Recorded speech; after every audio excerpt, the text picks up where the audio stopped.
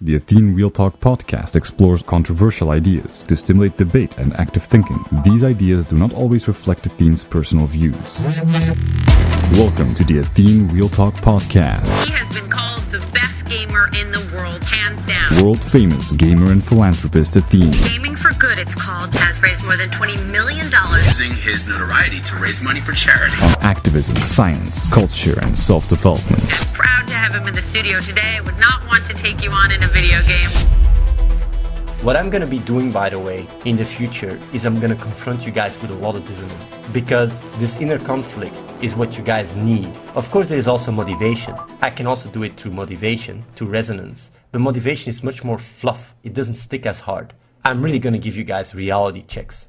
Most of what you guys study for right now is going to be worthless in 5 to 10 years. You might say, like, why? Most of your jobs are going to be taken over by machines. It's something that a lot of people are warning society about. Even people like Bill Gates, even people like Elon Musk and stuff. People in the more technological industry, they know computers will take over your job. What you're learning for, most of you guys, is actually a waste. The security that you experience about your future is a lie. You're literally wasting your life, most of you guys. You learn something because you're socially conditioned to do that, because you have peer pressure to do that. But that's because you're not critically thinking. If you're critically thinking and you start doing research, you start realizing, what the fuck am I doing with my life? And as a result, you start navigating your life differently, because nobody ain't gonna feel sorry for you. There is people that lose their job after working for 30 years. And then they go, what now? Nobody will care. Do you understand that? Your peer pressure and your social conditioning is not going to save your ass. It's your own critical thinking that will help you the most. That's the difference between a sheep and a visionary. Be aware of this. You cannot live a fulfilled life by just being a follower. Right now, maybe you feel comfy, then you start studying, maybe you'll feel comfy then, or make it work, then you'll find a job. But man, oh man, you're going to get fucked in your ass sooner or later. So start thinking for yourself, or get fucked hard. And nobody will care, just so you know.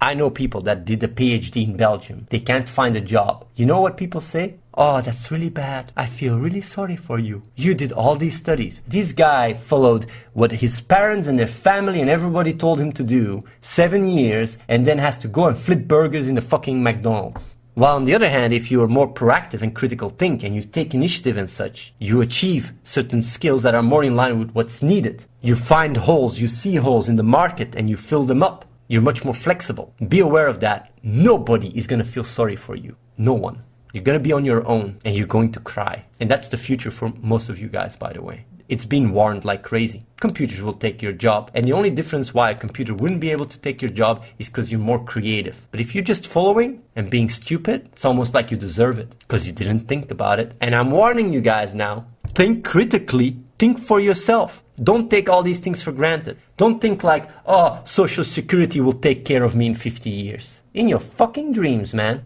World will be a very different place in 50 years, if we still even exist.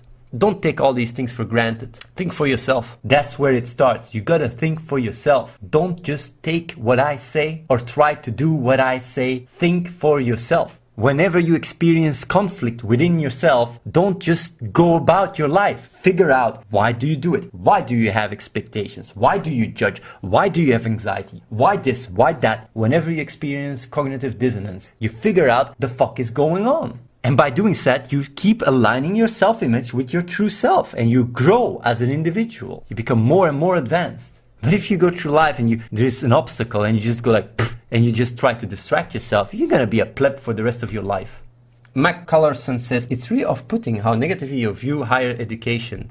I make more money than any of you guys, and I don't use my diploma at all. You can either be someone that does work for someone, or you can be someone that starts its own business and a successful one. You get to choose what you want. You want to work for a boss, or you want to be the boss? I teach you guys to be the boss. It's that simple. It's your choice. Something to be really aware of. If you don't think for yourself and you don't solve problems and such, you will just be a follower, and as a result, you might experience the comfort that comes with just being a follower and just do what people tell you to do. But once shit goes wrong and you steer yourself to them, go like, give me solutions. They'll just say like, sorry, I don't know either. And you'll just end up being fucked. It's a reality. Alan de Balen says, Athene, not everybody can be the boss, you know. Well, I stream for more than 10,000 people. When I do real talk, my view count goes to 300. The people that are interested are the ones that keep watching. The more than 10k people that leave, you'll just be the boss of them. If you just look statistically, the amount of people that just have the attention span to understand the real talk is already a small fraction. I'm giving you guys the keys to awareness. Think critically. Don't believe anything I say, but at least think about it. You don't have to believe anything I said here, but at least think for yourself. Don't just chew prefabricated concepts and just throw them in the chat like, oh, this or that. Just reflect on it. Think about it truly. Watch this real talk and try to understand where are the flaws. Think about it. If this real talk gives you inner conflict, think about it. Why? Why does it give inner conflict? Do research. Google it. You don't have to believe anything what I say. Google like, are machines going to take over our jobs? People like studying stuff for stuff that's going to go away in the next 5 to 10 years. Humanity is a lost cause anyway. Watch Mailfa. That is such an utter bullshit argument. I don't even know how to begin, explaining it. You live in the best time ever. You're just a little kid behind your PC that takes everything for granted. Go like humanity is gonna fail anyway. I think humanity has thrived more than ever. That's why you're in the position you are now. You didn't die from disease or starvation or war. So before you start talking about that, do some research about evolutionary biology. If I drop you in the desert, you'll cry like a little baby. Go like, please, I want to go back to this comfy bubble. You just don't know what you have. And behind your PC, you go like, we're all going to fail. Is that what you tell yourself? Man, I'm just going to what I'm going to start doing from now on is just create some massive dissonance in people's head. Just pinpoint all the bullshit that people come up with in the chat and just wreck them. Because inner conflict is good. Makes you realize how much full of shit you are. How much your self-image is flawed. And then what you do is you start thinking about it, and you start working on it. Critically think for yourself. Because so many people walk around with so many flaws, and it's fucking you. And the reason why I'm telling you this is not to be a fucking nice, feel better about myself guy. No. The reason why I'm telling you that is because this is what allows you to grow. It's like when you suck at a game, it's good for me to tell you suck. Because the moment you realize you suck, that's when you improve. But if you have this bubble of, I'm all this and that, you're not improving. You're not progressing. Sometimes you got to think about it. Facts. Do you know how many videos there are about Elohel or how many people that are in silver? My nephew was in silver and he was all the time saying like, no, it's really not me. It's the other. I say like, how does that work? If I play with you, I just win. So like, yeah, cause oh, it's cause you suck, man. The moment you start looking at how to improve yourself is when you start climbing the ladder. And that's with League and that's with life. The same way.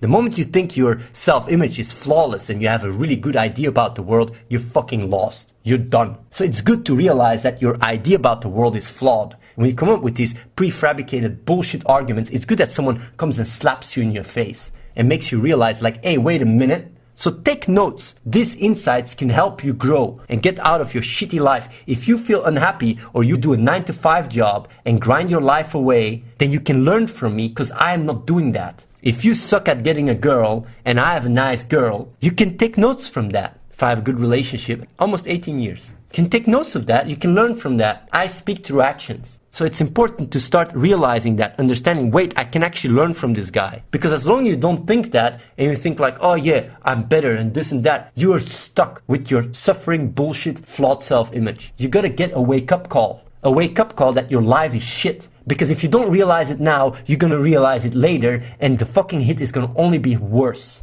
So I'm doing you a favor. By really punching you in the face, I'm doing you a favor. You're better off getting a punch in the face when you're 18, 19-year-olds than when you're 30 or 40-year-olds and look back and say, what the fuck did I do with my life? Be happy. I'm a really nice guy. Because you guys think I do this with my pleasure? I can make $500 an hour selling out. And yet I'm choosing to do this instead. Do you understand that? I'm not doing this to make myself feel better. I'm doing this to help you. And I'm being very confrontational and slapping you in the face because sometimes you need a wake-up call. Because you're not going to be in your comfy lifestyle for your entire life. You're going to have to find a job and take care of yourself. I'm teaching you to think critically, to solve problems, to create a stronger structure. And you either go about it more consciously and calculated and structured, or you go more impulsively and get wrecked in the ass. You can thank me later. Very important for you guys to think about this stuff.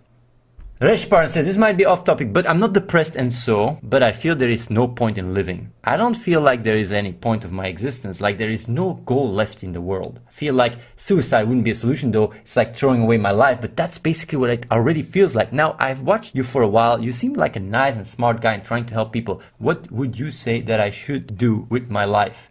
Okay, the question is not so much whether life has a meaning or not. The question is, why do you feel worthless? And you might wonder, like, what do you mean? The reason why you have these thoughts and ideas is not because you're a smart ass. It's not because you're intelligent. It's because on a fundamental level, you feel empty and worthless. And that has to do more with low self-esteem than anything else. That has to do with how you grew up. It has to do with your childhood. Maybe you got rejected by cute girls. And you just start reflecting that anger, that negativity to the world, and you start using your reasoning to see the entire world being empty. The moment you realize that it's a reflection of your own inner worthlessness, you can start working on that rather than trying to, channel it through all these intellectual concepts. What motivates you to think the way you do is your emotions. If you would be a happy person, you'd have a nice girlfriend and everything, nice friends, you wouldn't even think about life being worthless. The reason why you say life is worthless is because you feel worthless. And the moment you realize that, you go like, wait a minute, my question is not really the answer, it's just a symptom. And that's when you can actually work on the problem. Watch Me Alpha says, life is a futile and meaningless game where literally whatever you do, you're just chasing a neurochemical reward in your brain. It doesn't matter how materialistic or spiritual you are, it's all the same, just neurons firing gratification patterns in your head. Do you know that also applies to the concept of futile and meaningless? So you can start wondering, why do you use the word futile and meaningless? And when you start realizing that the reason why you use these words is because that's how you feel on a deep level. You feel futile and meaningless yourself. And that's why you exactly use these words to describe it. You start realizing you're saying more about yourself than about the situation. Because a lot of the times when you ask yourself a question, the reason why you ask the question tells a lot more than the question itself. And the true answer is not the answer to your question, but the answer to why you asked the question in the first place. And when you apply that to what you just said, you just have extreme low self-confidence and you feel worthless. You have extreme low self-esteem. Because if you were more happy, I can guarantee you wouldn't be saying that stuff in the chat.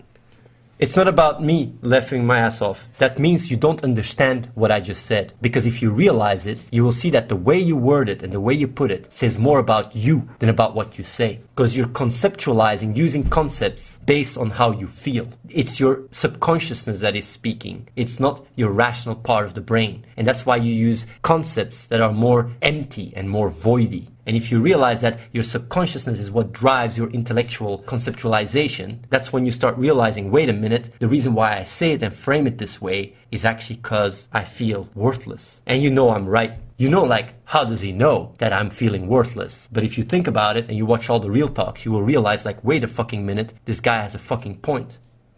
So Watch Me Alpha says, Athene, your problem is you think too much with feelings about a person. What if that person did not have feelings about himself? Watch Me Alpha. What are you saying now? That you don't have a subconscious part of the brain? You don't have a limbic system? Because what you're saying right now just yells that you're completely ignorant about your own neuroscience. You cannot deny facts. I'm just talking how your brain works. You know your emotions and your feelings happen before you're even aware of them. And that's why I can make this point.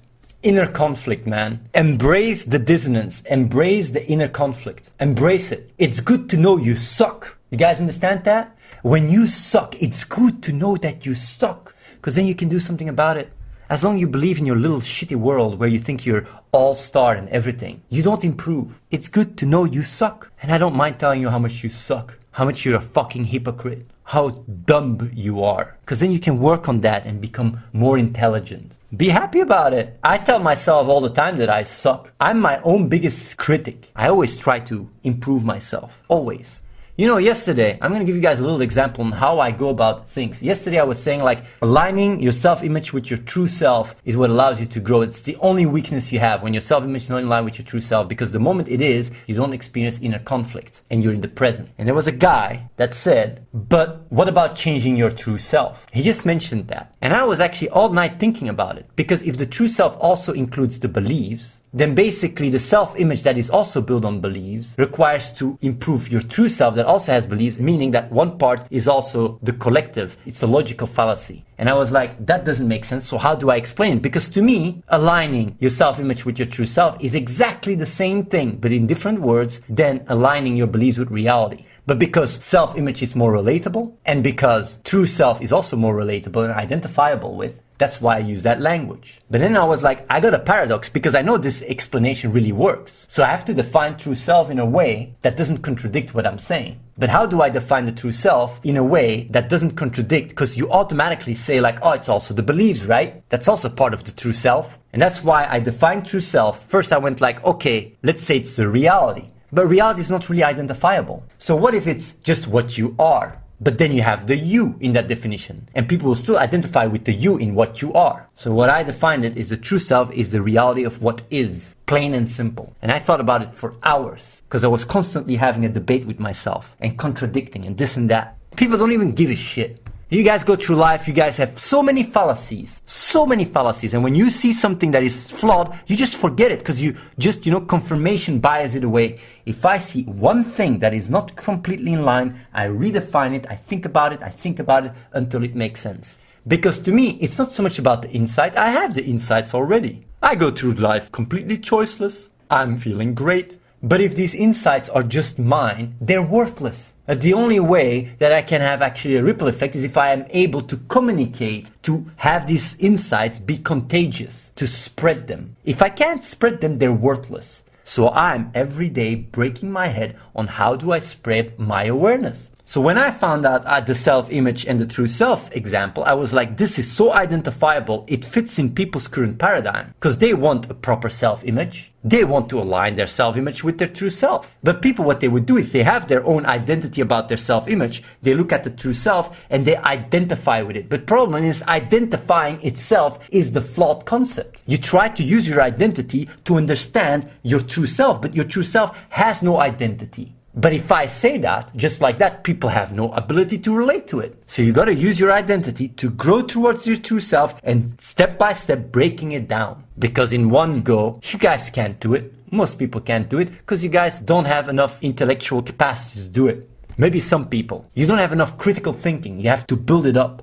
If you take away identity, you just fall into a void. So that's why you got to think for yourself and step by step, you realign all the inner conflict. And by doing so, you just create a solid framework. And then you have a paradigm you can build on and act upon that is more in line with what you are. And then there is no such a thing as like discipline or motivation or all that shit or challenges or whatever. You don't need any of that shit. You just act. You're in line with what you are. You're just in the present. Your reward center is constantly activated because you value life and the physical reality itself. You don't need anything else. It's that easy. For me, life is fucking easy. You know, the hard thing for me is how do I communicate my awareness to other people? And I break my head every day. And this small little thing of just one guy asking, but can't you change the true self, broke my head. Because I was like, okay, how does that work? How is that connected? It has to make sense. And the reason why I'm giving this example is because I'm my own biggest skeptic. There is nobody in the chat that says anything about it. Nobody even sees maybe the flaw. Like if the true self also contains beliefs, then it's a paradox because your self-image is also beliefs and you need to change your beliefs, which requires the beliefs in the true self. So you're actually contradicting yourself. So the true self cannot have beliefs. So you go to the essence of the true self. But what is the essence? It's just what you are. But what you are has you in it. And you people identify with the you, so they're back to where they started. So I gotta figure out, how do I remove the you from the equation? People don't even get it. I don't even know how many people get this stream of thought. It's like, you're making like some fucking gacha game and you're talking about psychological dynamics of how to get people to come back to the game. People that play the game are not aware of it, yet it's all so fine-tuned. It's same with this. It's strategy. What is a strategy to spread this awareness? How do I relate it to people? How do I do it? I break my head over it every day. Karai says, can you explain that self is an illusion again for the next podcast? There is no such a thing as a self without the concept of it. Let me explain, you guys. I find that really fascinating. I keep repeating myself, but I'm going to repeat myself. When you think in concepts, you think in language.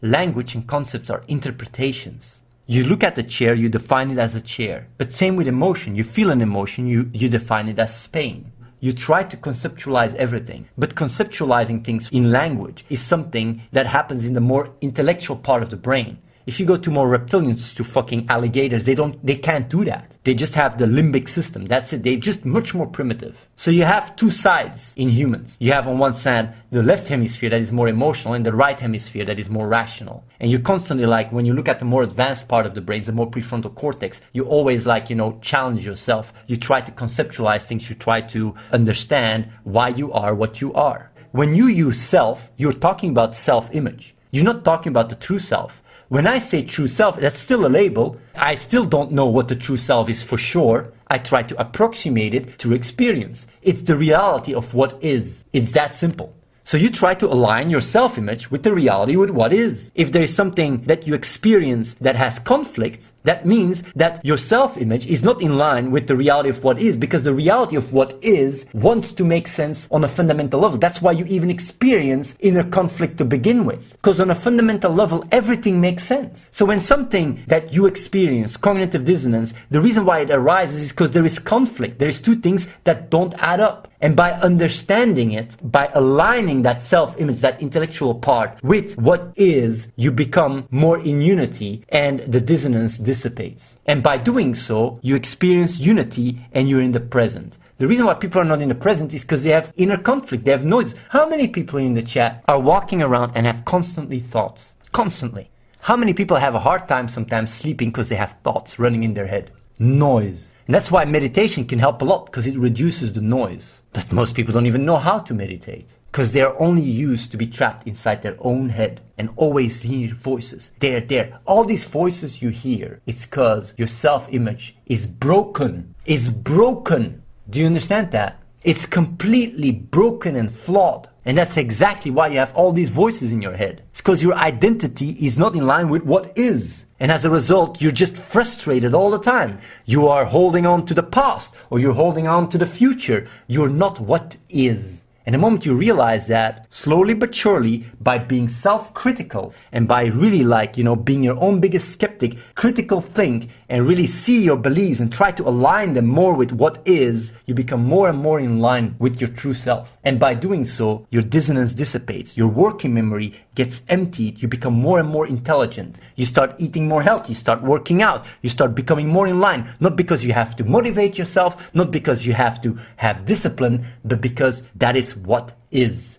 Choices awareness arises. If you align your self-image with what is, you don't need all this shit anymore. You're constantly in the present. You're constantly fulfilled. Constantly. But that requires you to challenge your inner conflict. Don't accept it. Don't just take peace with your flaws. Work on them. Figure out where they come from. And it requires thinking. It requires, brain power. But damn shit, that's what allows you to create a stronger framework. That's why I'm so charismatic. That's why I'm so strong in rhetoric. That's why I'm so persuasive. That's why I'm so good at, reading people. It's because whenever I have an obstacle, I try to figure it out. I just don't go like, nah, not my problem. That's not how it works. If you have inner conflict, you fix that shit. You want that. It helps you. You want that, right? You value that, right? You want to feel ultimately fulfilled, right? Or you just want to be, trapped inside your bullshit all the time. You don't want that. Do you want to accept a life of misery? You don't want to accept suffering, right? Nobody wants that. Subscribe to youtube.com/AtheneWins. Watch the live stream at twitch.tv/AtheneLive and follow the